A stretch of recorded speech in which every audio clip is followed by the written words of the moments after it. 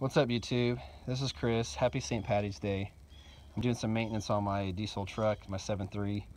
I have a remote start Viper system on here that will delay for about 2 minutes so that the glow plugs can warm up. About 3 or 4 times, the last 3 or 4 times I've tried to do it, the truck wouldn't start. It will start if I go out there and I use the key. So I kind of figured my glow plugs were getting bad, and I already went ahead and pulled the wire connector off the valve cover. As you can see, those pins, there's 2 on each side, and those are your glow plugs. So all you really got to do without disassembling anything is just get your voltage tester and do an ohms test and see if you have continuity or not. And the passenger side, there was 2 glow plugs out, and on this side I have 2 glow plugs out. So I already did the passenger side. That's definitely in the harder side. You got like the heater box and stuff in the way. This side comes apart a lot easier. One thing I wanted to mention is that a lot of guys complain about how to get the glow plugs out. So you can see the glow plugs right there. This rocker is actually up on its lobe, so if the rocker is actually up on the lobe, you don't have any issues with getting this socket caught on the rocker, because as you back this out, this glow plug out, it wants to get caught and trapped there. So a lot of guys talk about using like a see like that, it like kind of wants to get caught. A lot of guys talk about using a piece of vacuum hose and sticking it on there, which does work. Unfortunately, I don't even have a like vacuum hose that fits. I got a bunch of extra hose, but I didn't have the right size, so I didn't want to go to the parts store. So what I learned is that if you start running an issue, run it down a few threads, pull your socket out a tad,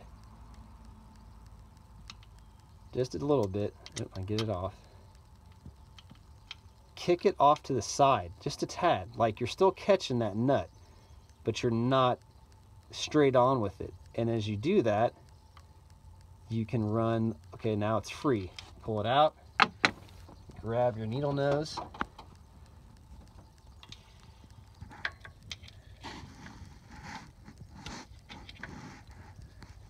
and pull it out.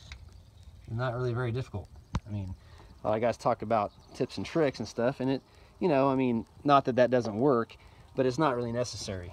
Just take your socket, like I said, and instead of being straight on and seat it all the way down on that nut, just once you get to a point to where it starts to get trapped, run it down a few more threads, pull it back, and angle it off to the side just a tad, and it will still, you can still turn that and like get all the threads out. And that really does help. One other thing too is that right here where the glow plug seats, you're gonna have oil sitting in that spot, and it's probably not enough that would run down on the cylinder and hydrolock the engine, but I would highly recommend sucking the oil out around the glow plug before you pull it out, just so you don't have it running inside there. And I have an iron tin pump right here that runs off of just your battery power, and I just bought a piece of copper tubing like this and just fixed it to the hose. That way I can get in there and suck the oil out around each of those glow plugs. This is actually the same tool that I use to extract the 1 quart of oil out of the oil reservoir for the high pressure pump. And that, because I think every time I do the oil change, I'm going to pull the plug. And this is actually perfect length. I already got it all set up. It fits down into the pump or this reservoir. You suck it out, you replace 1 quart, and you get some of that oil out of the injection system. One other thing though that I want to add is that these wire harnesses that go for the glow plugs, right here, this is an old harness. I don't know how long it's been on here, probably original.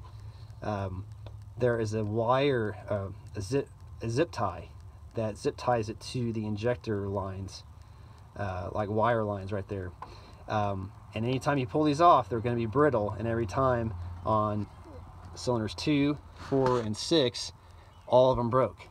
So make sure that you keep an eye on where they go and get that plastic out and don't let it fall into the engine and get down into your oil pan. It probably won't get past the pickup or into your filter, but still, you know, do your best to make sure that you don't let that fall inside, because I had to go out and I had to go and make sure I got that stuff out. Just to go to say how good the factory parts are, if I can get this to focus. This is a Baru, made in Germany, glow plug. Original, 180,000 mile truck. It's got the original glow plugs in it. So I've heard horror stories with guys buying the Motorcraft, Autolite stuff or whatever. So I went ahead and bought Ford Motorcraft parts, ZD-11, or the long part number here. Best price that I found was from rockauto.com. It's about $9.20 a glow plug. And at the same time, I went ahead and replaced my glow plug relay with a Motorcraft one from them. And the one in the front is your intake air heater. So that's the one I replaced there. So just some of the things I found doing this.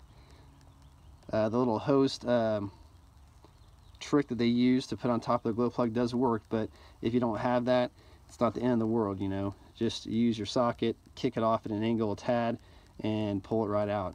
It's not really that hard. So you guys take it easy. Talk to you later.